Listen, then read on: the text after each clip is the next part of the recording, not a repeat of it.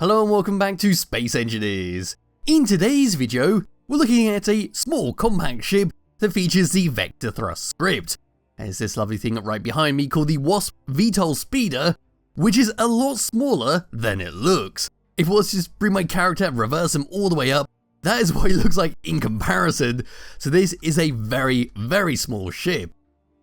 Anyway, press the F10 and find it in the spawn menu. The Wasp VTOL is 122 small blocks using the Wasteland, Sparks of the Future and Heavy Industry DLC packs. We got no information whatsoever on the Steam Workshop page, so simply give this a thumbs up and move all the way around towards the very front.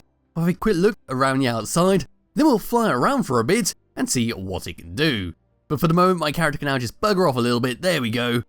And this is what we get at the very front. So front and center, what we got is our rounded window blocks with some rounded steel blocks right below it. If it was to move around onto the side, we'll see our rover cockpit with some armored panels just coming along the side, acting as a little bit of protection, and of course to make sure you don't fall out of the seat while flying high.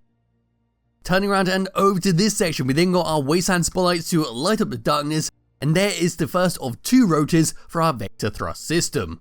We got an atmospheric thruster, which is the only form of thrust that appears on this ship, so we are only really good for planets. On the side of the thruster, we got a red light on this side, then on the opposite, we got a green light. Over to this section, we got a static atmospheric thruster on the left and right hand side to help move us around.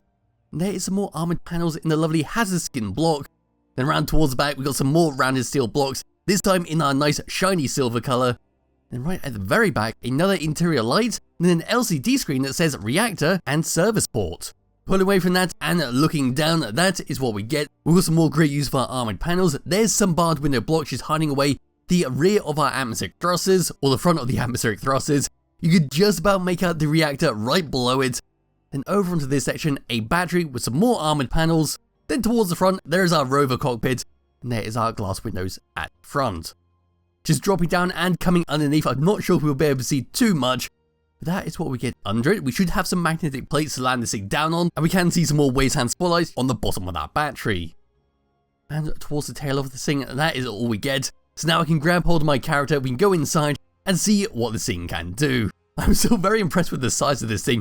On the workshop page, it looks a hell of a lot bigger than it is, so I was quite surprised when I spawned it in to see it was basically this. Anyway, getting into the seat, first person view, this is what we get all the way around us. So there's our armored panels to make sure we don't fall out of this when we're flying high. And of course, it should give us a little bit of protection from any kind of stray shots. Might absorb one or two, but hopefully we can scoot away in time. Yes, on the front we got our meters per second, artificial horizon, and then a very handy screen telling us our controls. So we only have 3 controls on this, where number 1 is our magnetic plates to turn them on and off, number 2 is to activate the Vector Thrust script, and number 4 is to set it into a cruise control. So into third person view, activating number 2, this will activate our thrusters on the side. Now we can move it forwards, backwards, and we can go up, and we can go down. So once to start flying forwards and then press number 4, this will put us into a cruise control, where this script will not attempt to slow us down, and we can just float along to our destination. Pressing out again will activate it, then we'll come back to a stop. But to give this thing a little bit of a test fly, so it is always fun to see how ships handle with Vector Thrust script, especially very small ones. But this is what we get. It's a very fast little ship, and then coming to a stop, we are a bit faster than moving forwards. Which is always nice to see. It's always great to have a better stopping time. You never know when you need to stop in an emergency. Yes, moving up, that is what we get. And then moving down should be helped by gravity and the thrusters. So there we go with that. Then moving left and right will be just simply those static thrusters on the back. And then wiggling my mouse around, this is what we get. Got a tiny bit of weight on here. It's not too floaty. But as for that, there's not too much else to talk about. It's very self-explanatory what it does. It's got a great design overall. And is very, very stable for a Vector Thrust ship. So as per usual, there'll be a link to it in the description below if you do wish to download and play around for yourself. Highly recommend you do. And we'll just simply end this with a crash into another small ship. And I missed that completely, we just slammed into the wall. And that is that for the Wasp VTOL Speeder. Like I said, there'll be a link to it in the description below if you do wish to download and play around for yourself. Highly recommend you do. And I'll be back with another video some point soon. Bye bye.